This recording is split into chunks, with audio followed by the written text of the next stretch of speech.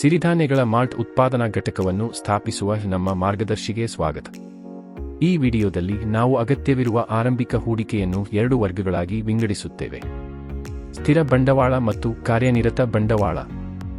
ಮೊದಲಿಗೆ 3 ಲಕ್ಷ ರೂಪಾಯಿಗಳ ಸ್ಥಿರ ಬಂಡವಾಳದ ಬಗ್ಗೆ ಮಾತನಾಡೋಣ.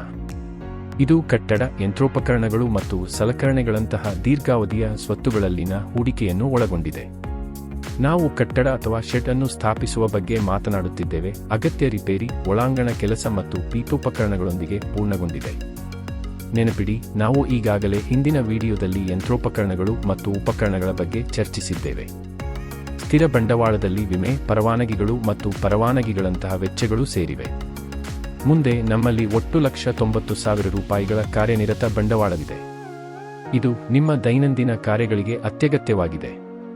ಇದು ಕೈಯಲ್ಲಿದ್ದ ನಗದು, ಸುಮಾರು 1.5 ತಿಂಗಳ ದಾಸ್ತಾನುಗಳನ್ನು ಒಳಗೊಂಡಿರುತ್ತದೆ. ಎಲ್ಲಾ ಖರೀದಿಗಳನ್ನು ನಗದು ರೂಪದಲ್ಲಿ ಮಾಡಲಾಗಿದೆ ಎಂದು ನಾವು ಭಾವಿಸುತ್ತೇವೆ. ಕಾರ್ಯನಿರತ ಬಂಡವಾಳದ ಈ ಲೆಕ್ಕಾಚಾರವು ನೀವು ಲಾಭದಾಯಕತೆಯನ್ನು ತಲುಪುವವರೆಗೆ ಆರಂಭಿಕ ನಗದು ಉಳಿತಾಯಕ್ಕೆ ಕಾರಣವಾಗುತ್ತದೆ. ನಮ್ಮ ಮುಂಬರುವ ವಿಡಿಯೋಗಾಗಿ ಕಾಯುತ್ತಿರಿ, ಅಲ್ಲಿ ನಾವು ಶೀಘ್ರದಲ್ಲೇ ಲಾಭದಾಯಕತೆಯನ್ನು ತಲುಪಲು ಪ್ರಾರಂಭದ ವೆಚ್ಚಗಳನ್ನು ಕಡಿಮೆ ಮಾಡುವ ಸಲಹೆಗಳನ್ನು ಹಂಚಿಕೊಳ್ಳುತ್ತೇವೆ. ಆದ್ದರಿಂದ ನಿಮ್ಮ ಮಿಲ್ಲೆಟ್ ಮಾಲ್ಟ್ ಉತ್ಪಾದನಾ ಘಟಕಕ್ಕೆ ಒಟ್ಟು ಬಂಡವಾಳ ಹೂಡಿಕೆಯು 5 ಲಕ್ಷ ರೂಪಾಯಿಗಳಷ್ಟಿದೆ. ಇದು ನಿಮ್ಮ ವ್ಯವಹಾರಕ್ಕೆ ಸ್ಪಷ್ಟವಾದ ಹಣಕಾಸಿನ ಮಾರ್ಗಸೂಚಿಯನ್ನು ನೀಡುತ್ತದೆ. ದಿನಕ್ಕೆ 40 ಕೆಜಿ ಸಾಮರ್ಥ್ಯದ ವ್ಯಾಪಾರವನ್ನು ಸ್ಥಾಪಿಸಲು 5 ಲಕ್ಷ ರೂಪಾಯಿಗಳ ಬಂಡವಾಳ ಬೇಕಾಗುತ್ತದೆ ಎಂಬುದನ್ನು ದಯವಿಟ್ಟು ಗಮನಿಸಿ. ಈ ಬಂಡವಾಳವನ್ನು ಎಲ್ಲಿಂದ ಪಡೆಯಬೇಕು ಎಂಬುದನ್ನು ಅರ್ಥಮಾಡಿಕೊಳ್ಳುವುದು ನಿಮಗೆ ಎಷ್ಟು ಬೇಕು ಎಂಬುದನ್ನು ತಿಳಿದುಕೊಳ್ಳುವಷ್ಟೇ ಮುಖ್ಯವಾಗಿದೆ.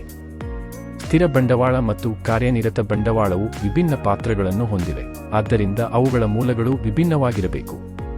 ಸ್ಥಿರ ಬಂಡವಾಳವನ್ನು ಸ್ಥಾವರ ಮತ್ತು ಯಂತ್ರೋಪಕರಣಗಳಂತಹ ನಿಮ್ಮ ವ್ಯವಹಾರದಲ್ಲಿ ದೀರ್ಘಕಾಲ ಉಳಿಯುವ ಸ್ವತ್ತುಗಳಲ್ಲಿ ಹೂಡಿಕೆ ಮಾಡಲಾಗುತ್ತದೆ. ಇದನ್ನು ಫಿಕ್ಸ್ಡ್ ಎಂದು ಕರೆಯಲಾಗುತ್ತದೆ ಏಕೆಂದರೆ ಇದು ತ್ವರಿತವಾಗಿ ನಗದು ಆಗಿ ಪರಿವರ್ತನೆಗೊಳ್ಳುವುದಿಲ್ಲ.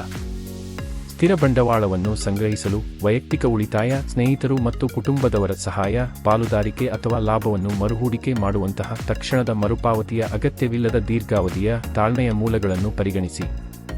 ಮತ್ತೊಂದೆಡೆ, ಕಾರ್ಯನಿರತ ಬಂಡವಾಳವು ನಿಮ್ಮ ದೈನಂದಿನ ವ್ಯವಹಾರ ಚಟುವಟಿಕೆಗಳ ಜೀವನಾಡಿಯಾಗಿದೆ.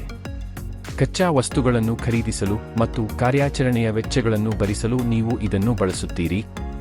ಇದನ್ನು ವರ್ಕಿಂಗ್ ಕ್ಯಾಪಿಟಲ್ ಎಂದು ಕರೆಯಲಾಗುತ್ತದೆ ಏಕೆಂದರೆ ಇದು ನಿಮ್ಮ ಮಾರಾಟದ ಚಕ್ರದೊಂದಿಗೆ ಚಲಿಸುತ್ತಲೇ ಇರುತ್ತದೆ.